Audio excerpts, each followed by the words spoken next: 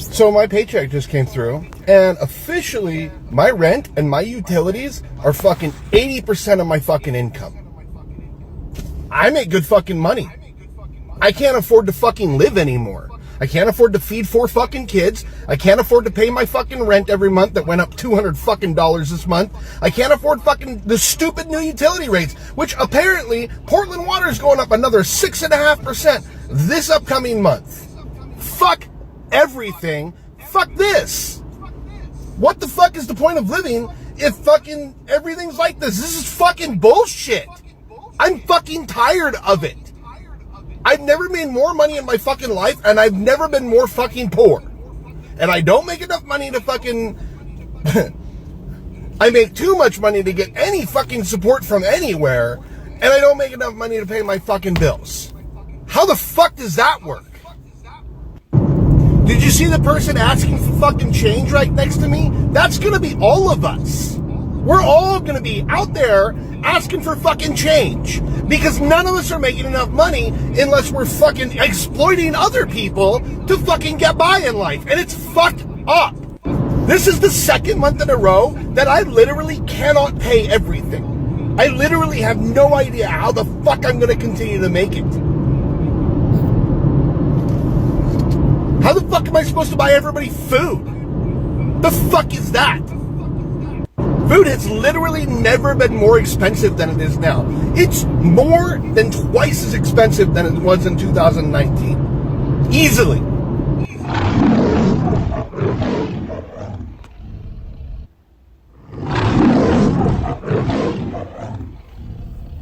Look how expensive stuff is in my hometown grocery store in rural Washington State.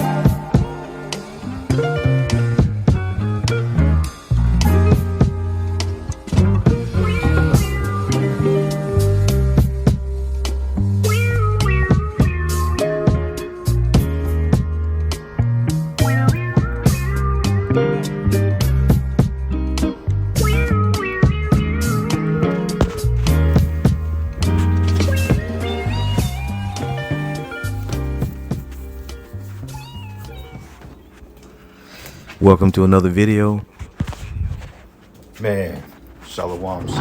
First thing and foremost, I'm going to give all praises and glory and honor as due to Yahweh, by Hashem, Yahweh Shai, by Hashem Rakakwadash. I want to give double honors to the apostles and elders of Great Millstone that rule well. Blessings and salutations to the hopeful elect.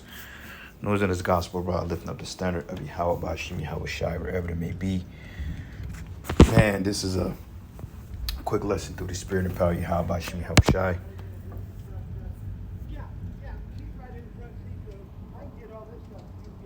Salaki is somebody's downstairs, but yeah, man, showed 2 videos of the typical Babylonian struggling to make ends meet, as that's pretty much everybody now, you know. And this is one thing that they was going into in a presidential debate, that this guy Biden has totally jacked up the economy, which the American economy has been in free fall since they took the dollar off the gold standard.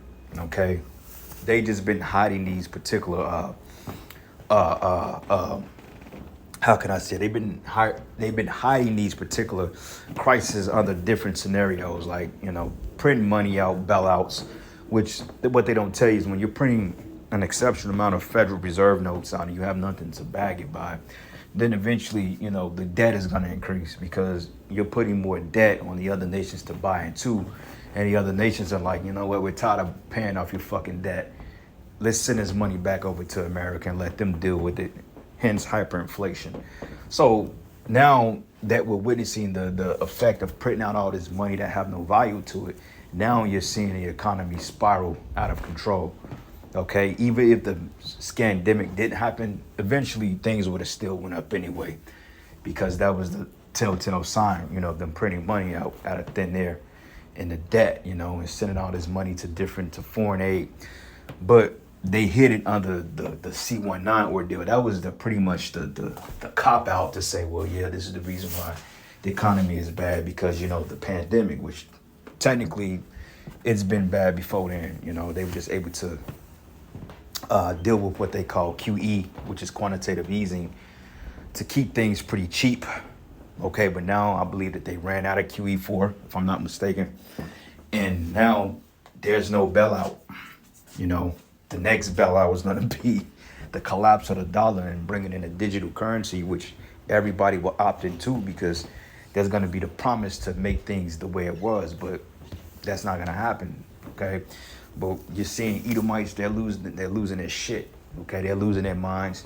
Jake is losing their minds, man. You know, other nations, they're packing up, they're going back to their countries. They're like, you know what, the hell with this. We can do better, or we can do bad in our countries without having to deal with all this oppression. So people are at the point now, they just ready to lose it. And this is what we witnessed in the video. Like here you got honey bunches of oats. And I was trying to find a price on it. Life cereal, $7.29 for a large size. I remember going to the grocery store just 4 or 5 years ago, getting cereal, you know, and cereal has been kind of on an up and up from some time, you know, but like when I was a kid, cereal was relatively cheap, you know, $1 and some change for a box of good cereal. Now a fucking box of Raisin Brands costs you $3-4, you know. What is this Life cereal? $7.29. That's crazy. Look at this, $10.99. Cheez-Its, $6.19, which this shit is poison anyway. You know what I mean? Honestly speaking, I wouldn't eat this shit anyway, but still, it's the point people actually live off this stuff and they have the bodies to sustain their lives. And shit is high as hell, man. Okay, bread is $3-4. I remember it was to the point eggs was $5 a carton, and that was for like the low grade egg. This wasn't even from the what do they call, the farm raised eggs, if I'm not mistaken, like the actual so-called real eggs, which none of this shit is really real, but from the actual source, the eggs were $6-7, man. You know, and even the good ones are still like $5-6.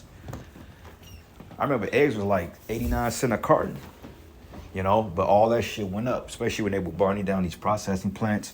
They were euthanizing these cows, man, the chickens, and they're still destroying these resources to this day. Okay, so, hey, things are going to continue to go up. You think shit high down? Wait till things start to really pick up out here. I'm talking about a loaf of white bread, Wonder Bread. The worst shit you could get gonna run your ass about $15-20. You thought eggs were $6-7 a year and a half ago? Hey, just give it some time, all right? And this is the sign of a failing society. This is a collapse. We're in the middle of a collapse, you know? What's this here? Playtex Sport. What the hell is this? Hold on. Extra virgin olive oil, $24. Nah, I'm not familiar with where this place is at, but when I was in the store yesterday, olive oil did go up. I was looking, it was like damn near $10-something for the good shit. I mean, for the basic shit. Okay, not even the good shit. I'm talking about the shit in a plastic bottle run you $8-9. So for the cold pressed olive oil, shit, you may be looking at $15, man. You know, because the oils I use grapeseed oil, flaxseed oil sometimes. No, grapeseed oil. I use grapeseed oil, I use coconut oil, and I use avocado oil and cold pressed olive oil. Those are the 4 oils I use. I don't use canola oil or corn oil, same shit. I don't use vegetable oil or anything like that. I haven't used that stuff for some time. You know, I won't even cook with that shit. But overall, the grapeseed oils, that shit is like $10 now. You know? So, yeah, things are really getting out of hand. And like I said, dude was complaining. He said that fucking water going up 6%. I noticed my water bill increased. I'm like, how the fuck do I have a water bill and I stay in a fucking apartment? You know, back in the day, apartments used to cover sewer, trash, and water. Now you get an apartment, now you have to pay for electricity, you have to pay for gas, you have to pay for water, all these things, man. So I'm in the process of finding another place myself, because it's just like, okay, you know, for what I'm paying for this place, I can be paying for a bigger place that covers all those things. You know, it's just basically moving the puzzle pieces around till they can't fit anymore. But eventually, everybody's gonna be priced out because shit, can't nobody afford to live. And that's when you're gonna have riots, is when people are gonna really hit the streets and they're gonna fuck shit up out here. And deservingly so. You know? So anyway, this is the book of Revelation 6:5. It says, and when he had opened the third seal, I heard the third beast say, come and see. And I beheld, and to lo, a black horse. And they that sat on him had a pair of balances in his hand. And I heard the voice in the midst of the four beasts say, a measure of wheat for a penny, and 3 measures of barley for a penny, and see that thou hurt not the oil and the wine, which the oil and the wine is his truth. Okay, but this is going into hyperinflation, you know, because hey, the apostles always broke it down. They said, look, you could be in a store and you can get a steak dinner for $22, and by the end of that meal, hyperinflation, that fucking that shit can go up $1,000, man, 1,000%. You know, like I'm noticing too now, like with a lot of auto shops, a lot of times you used to be able to call and get you a price code for whatever work you need done or whatever services. Now they say, look, you got to come into the shop because prices are subjected to vary. Okay, like you can get quoted for a brake job, $200 today, and you call back in 3 hours, that same brake job may be $500, just depending on how much money they made that day, you know?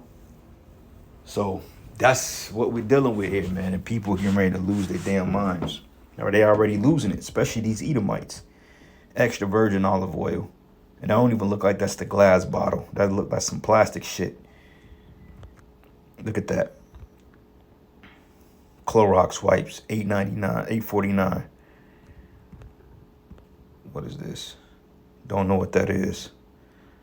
Quaker Oats oatmeal, $5.89.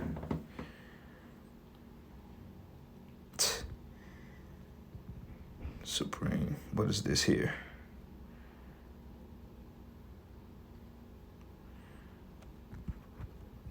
What is this? Natural grain, which all this shit is poison, you know. But nonetheless, $5.09. This box of granolas used to be $2 and some change, man. And that was still pretty pricey. I think it was like $2.16 and some change back in 2020. Now that shit $5. Stove top. Who still buys that? Yeah, this here, the salsa. I remember this salsa used to be, I think when we used to buy, it was like $2.78. Now it's like $3 and almost $4 now. Like when I used to get this salsa when I make my fajitas and stuff, it was like $2.24 for the medium-sized jar. Then you want to get the larger one, it was like $2.78. See? Orange juice, $7. Ranch, $7. Pickles, $5. Syrup, $7. So yeah, it's easy to say, it's safe to say that this place is not coming back. All right. Let's go here. So yep, this is the book of Luke 23. And I'm gonna start at verses. Let's start at verses 28. Point is in actually 31. But it says, but Yahushua turned to them, saying, daughters of Jerusalem, weep not for me, but weep for yourselves and for your children. So Yahushua was giving a warning already as to what was going to befall them as time progresses. And really, he was going into the time when the Romans besieged Jerusalem, doing what they call the Masada period. And you can read about that in Josephus.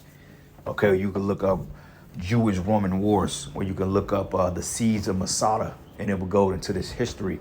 I think it was like roughly what Yahushua died on the scene 33 AD, so 43, 53, 63, roughly almost 40 years later, this prophecy came to pass. But we know that prophecy is dual, it's manifold. So this is talking about the time and now. But it says here, for behold, the days are coming in which they shall say, blessed are the barren and the wombs that never bear and the paps which never gave suck. Yeah, because it's coming to a time now that, hey, it's going to be a blessing to not have kids, okay, or to nurture children in that day, because children is another added expense. It's another added expense, okay? It costs money. They say it takes a village to raise children, you know? It costs money to raise kids now. You know how much fucking daycare is? You got parents paying up to $300 a week for daycare. That's $1,200 a month. Okay, my daughter's gymnastics, that shit runs me $300 some a month. And the crazy part about it is, is due on the first of the fucking month, right when rent is due. So that's $1,000 out your pocket right there, paying that shit. That's why it says it's gonna come a time that, hey, shit, it's gonna be good to not even have kids. And this is why me personally, outside of everything else, I refuse to bring another kid in this world. I'm just like, why would you do that to yourself, and why would you do that to your seeds? You know how much money it costs to feed their ass now, and then shit is getting expensive, you know, and they want the newest shit all the time. You know, they want the newest shit. They want the Crocs. They want the PlayStation 5s. And Lord forbid they start wearing Jordans. You know, it's shit. I can't give you them shoes, man. I can't afford that shit. Shit, children's Jordans, that shit run you about $150 now. Back in the day, children, I think what I won't say like what, 60, 70, 80 bucks. I think when I was a kid, because Jordans have always been fairly pricey. But when I was a child, when I was like a teenager and I wore like a size 6, my shoes was like 90 bucks. That was still a decent amount. You know, then the adults were like $125, which is not bad today. But I mean, now children's shoes are running your ass $150. And then when you don't have the money, then these little demons, they look at you like you crazy, not understanding the times we in. But it says here, blessed are the barren and the wombs that never bear, and the pouch which never gave suck. Then they should begin to say to the mountains, fall on us, and to the hills, cover us, right? That's a form of hiding, okay? And people are in a mournful state now. People are in a state of despair.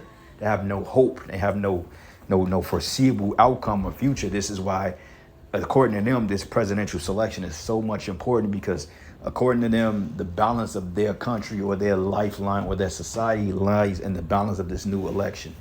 And this is like this every goddamn year. Every 4 years, you know, we got to get this guy in here. And they vote for these guys and they don't do anything for your situations. But instead it becomes worse. It's like, when you people going to learn? And it says, for if they do these things in a green tree, what should be done in a dry? Now, I wanted to get that scripture because going back to this video here, when Esau was really bugging out, things are still relatively green right now.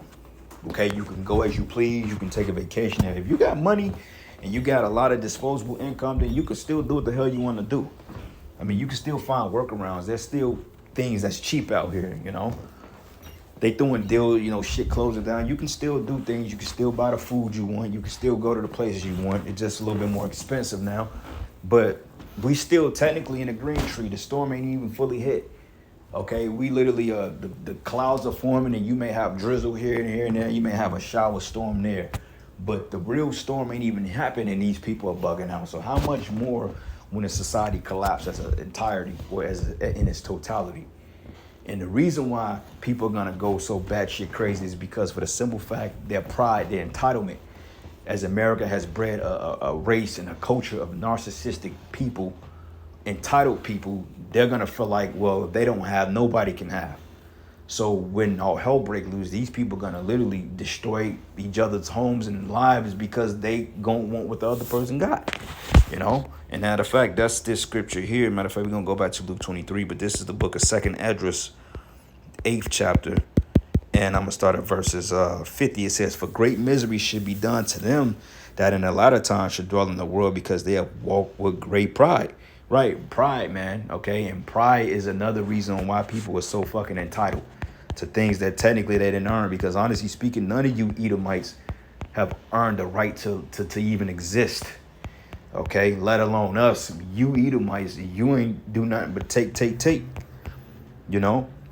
But 2nd Esdras 15, and I'm going to start at verses 18, it says, for because of their pride, the city should be troubled, and the houses should be destroyed, and men should be afraid. Yeah, because pride, because entitlement.